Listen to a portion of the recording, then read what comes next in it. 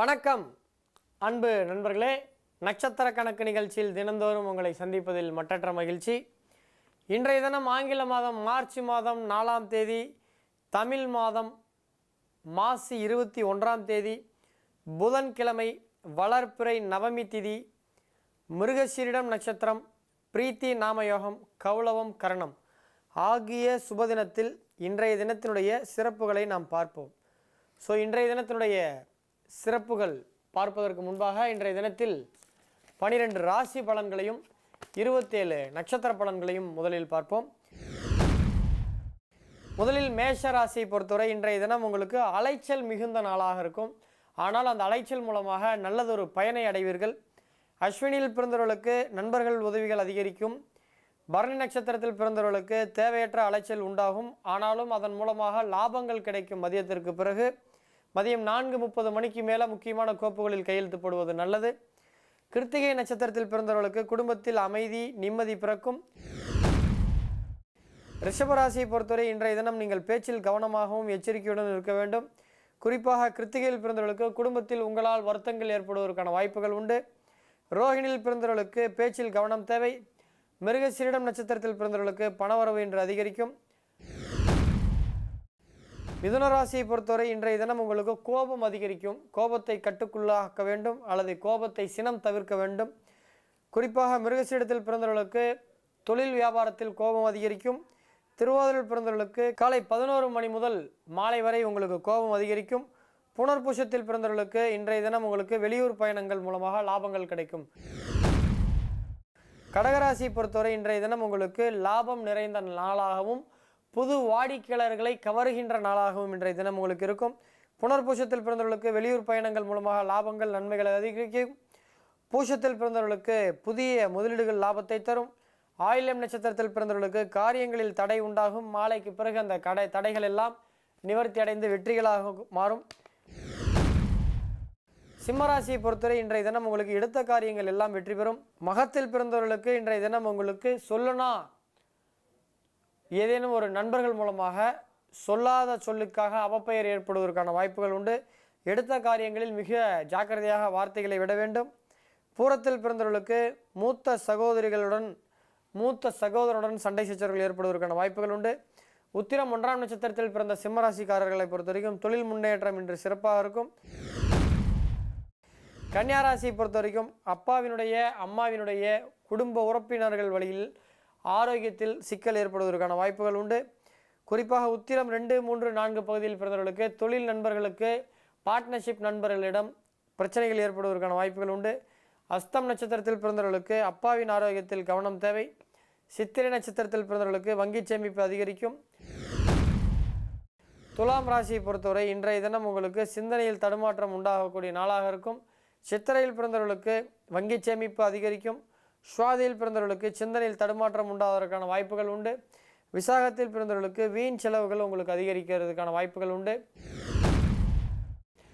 So விருச்சிகராசியை பொறுத்தவரை இன்றைய தினம் உங்களுக்கு எதிர்பார்த்ததை விட சிறப்பான நாளாக இருக்கும்.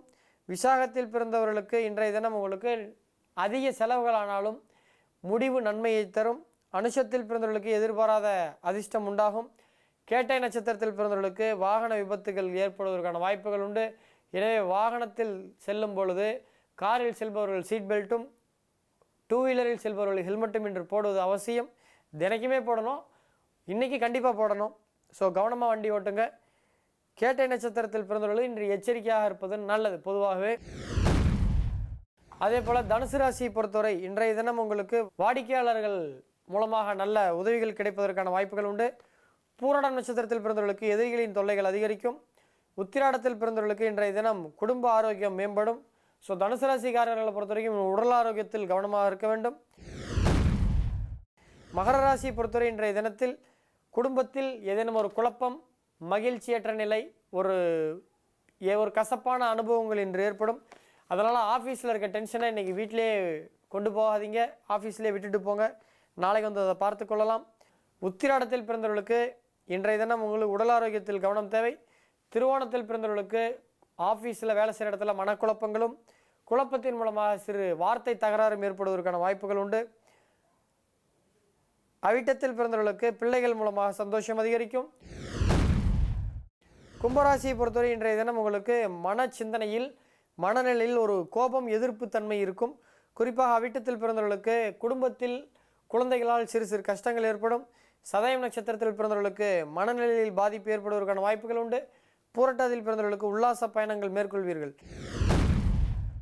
ஸோ மீனராசியை பொறுத்தவரை இன்றைய தினம் வாகன யோகம் உண்டாகும். வாகனத்தில் சகல வெற்றிகளும் உங்களுக்கு கிடைக்கும். ரேவதியில் பிறந்தவர்களுக்கு சகோதரர்களால் தொல்லை ஏற்படுவதற்கான வாய்ப்புகள் உண்டு. இன்றைய தினத்தினுடைய சிறப்புகள் என்னென்னு நம்ம பார்க்கும் பொழுது, இன்றைய தினமானது பகுள மாதத்தில் வரக்கூடிய வளர்ப்பிறை நவமி திதி. ஸோ இந்த நவமி திதியினுடைய சிறப்புகள் என்னென்னு பார்க்கும் பொழுது, சந்திரமானப்படி பால்குண மாதத்தின் 9வது நாளாகும். இன்றைய நவமி திதியினுடைய தேவதையான துர்க்கையம்மனை வழிபட நீண்ட நாட்களாக இருந்த அந்த கடன் உங்களுக்கு அகலும். ஸோ இன்றைய தினத்தில் என்னெல்லாம் செய்யலாம், என்னெல்லாம் செய்யக்கூடாது என்பதை நாம் பார்ப்போம். இன்றைய தினம் வேதா பிரதிஷ்டை செய்யலாம். கல்யாணத்திற்கு பேச்சுவார்த்தை தொடங்கலாம். கோயிலில் மாப்பிள்ளையும் பொண்ணு ஒருத்தருக்கு இன்றைக்கி பார்த்துக்கலாம். புதுமனை புக, நாமகரணம், காது குத்த, உபநயம் செய்ய, பதவி ஏற்க, விவாகம், தானியம் வாங்க, வாகன ஆயுதம் பயில, குளம் கிணறு வெட்ட, நிஷேகம் புஷ்பவனம் பண்ண, அதே போல் பெயர் சூட்டல், சாதம் ஊட்டுதல், சீமந்தம், காது குத்துதல், மணப்பெண் பிரவேசம், நாட்டியம், வாத்தியம், சாஸ்திர பயிற்சி, சமையல், மல்யுத்த பயிற்சி, மாந்திரிக பிரயோகம், மந்திர தந்திர பிரயோகம், இது போன்ற விஷயங்கள் செய்வதற்கெல்லாம் நல்ல நாள். அதே போல் திதியின் அடிப்படையில் பார்க்கும் பொழுது நவமி திதியில் செய்யக்கூடிய விஷயங்கள்னு சொல்லக்கூடிய பயிரிடுதல், சிறைப்பிடித்தல், ஒருத்தர் மேலே வழக்கு தொடுத்துதல், நண்பர்களுக்கு கலகம் இன்றெல்லாம் ஏற்பட்டால் அது உடனே தீர்வதற்கு வாய்ப்புகள் நீண்ட நாட்கள் எடுத்துக்கொள்ளும். ஸோ இன்றைய தினத்தினுடைய சிறப்புகள் பார்த்தோம், என்னெல்லாம் செய்யலாம் என்பதை பார்த்தோம். தொடர்ந்து இன்றைய தினத்தினுடைய 2 கேள்வியாளர்களை சந்திப்போம். நேர்களே, இன்றைய முதல் கேள்வியாளரை பார்ப்போம். முதல் கேள்வியாளர் பெயர் தி ராம்குமார், தகப்பனார் பெயர் திருப்பதி, பிறந்த தேதி 16/7/1999, பிறந்த இடம் 11:45 மாலைன்னு போட்டிருக்காரு. இரவுன்னு போடுறதுக்கு பதிலாக தப்பு கிடையாது. இருப்பிடம் மதுரைன்னு போட்டிருக்காரு. பிறப்பிடமும் மதுரை. ஸோ அரசு வேலை கிடைக்குமா, கொஞ்சம் கூட சேமிக்க முடியல, இந்த நிலைமை எப்போது மாறுன்றாரு. உங்கள் ஜாதகத்தில் அரசு வேலைக்கு உண்டான அமைப்புகள் சூப்பராக இருக்குது. 2லே சனி, நீச்ச சனி, குரு, அதே போல் சிம்மத்தில் சந்திரன், சுக்கிரன், 10ஆம் அதிபதி குரு பகவான் ரக்கணத்துக்கு 2ஆம் இடத்திலிருந்து 10ஆம் வீட்டை பார்க்கிறார் தனது 9ஆம் பார்வையாக. அதே மாதிரி செவ்வாய் பார்வை லக்னத்திற்கு 2ஆம் வீட்டில் குருவினோட 10ஆம் அதிபதி மீது இருக்குது. அதனால் மத்திய அரசு வேலையே கிடைக்கிறதுக்கான வாய்ப்புகள் இருக்குது. அதனால் ட்ரை பண்ணிகிட்டே இருங்க, கிடைக்கும். கொஞ்சம் கூட சேமிக்க முடியலன்றீங்க, இந்த நிலை எப்போது மாறுன்றீங்க. இப்போ உங்களுக்கு நடந்துகிட்ருக்கிற திசை பார்த்திங்கன்னா உங்களுடைய லக்னத்திற்கு, அதாவது உங்களுடைய லக்னத்திற்கு 6 சூரிய திசை முடிந்து 5 சந்திர திசை நடக்கின்றது. இந்த சந்திர திசையில் செவ்வாய் புத்தியானது நடந்திருக்கு. 2020 5வது மாதம் வரை அவர் 8ஆம் வீட்டில் இருந்து 2ஆம் வீட்டையும் 3ஆம் வீட்டையும் பார்வை செய்கிறார், 11ஆம் வீட்டையும் பார்வை செய்கிறார். அதனால் 2020 5வது மாதத்திற்கு பிறகு ஓரளவுக்கு பணம் கையில் நிற்கக்கூடிய அமைப்பு வரும் திரு ராம்குமார் அவர்களே. ஸோ அடுத்த கேள்வியாளரை சந்திப்போம். நேர்களே, இன்றைய கேள்வியாளர் பெயர் தங்கமுத்து.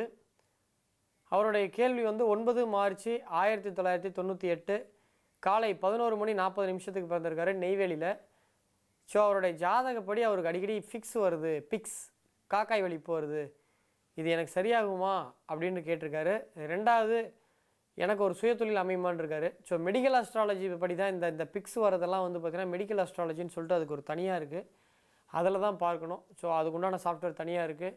ஸோ அது ரொம்ப டீட்டெயிலாக பார்க்கணும். இந்த நிகழ்ச்சியில் அதுக்கு 1 மணி நேரம் ஆகும் அது சொல்கிறதுக்கு. ஸோ அவ்வளோ டைம் நமக்கு கன்சம்ஷன் கம்மியாக இருக்கிறதுனால உங்களுடைய ஜாதகத்தில் இப்போதைக்கு தீர்றதுக்கான வாய்ப்புகள் இல்லை. ஸோ நீங்கள் சித்தா, ஹோமியோ இது போன்ற மாற்று முறை சிகிச்சை பண்ணுங்கள்.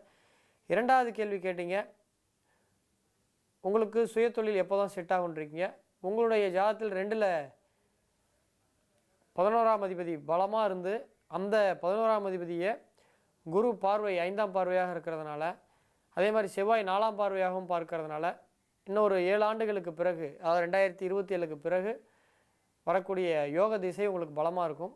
அது உங்களுக்கு ஒரு மிகப்பெரிய சுயதொழிலில் ஓரளவுக்கு அதை தாண்டி போகிற அளவுக்கு வாய்ப்பை கொடுக்கும். ஸோ இது மெடிக்கல் அஸ்ட்ராலஜி அது டீட்டெயிலாக சொல்லணுன்னா சில விஷயங்கள் உங்களை கான்வர்சேஷன் இந்த டைமில் இப்படி நடந்துச்சா, இந்த டைமில் இது மாதிரிலாம் நடந்ததா, அந்த தொந்தரவுகள் இருந்ததான்ட்டு அதில் வந்து ஒரு ஒற்றை வழி செய்தியாக இல்லாமல் அதில் வந்து கான்வர்சேஷன் மாதிரி இருக்கணும். அப்போ தான் அதனுடைய வீரியத்தை கண்டறிய முடியும். ஸோ அதனால் இப்போ பதில் அதுக்கு சொல்ல முடியல. ஸோ வீட்டு அருகே இருக்கக்கூடிய ஜோதிடரை சென்று அணுகுங்கள். மெடிக்கல் அஸ்ட்ராலஜின்னு நிறைய பேர் இருக்காங்க. ஸோ மீண்டும் நாளை காலை 8 மணிக்கு சந்திக்கும் வரை உங்களிடமிருந்து விடைபெறுவது உங்கள் அன்பு நண்பன் சேலம் பாலாஜி ஹாசன். வணக்கம் நேயர்களே.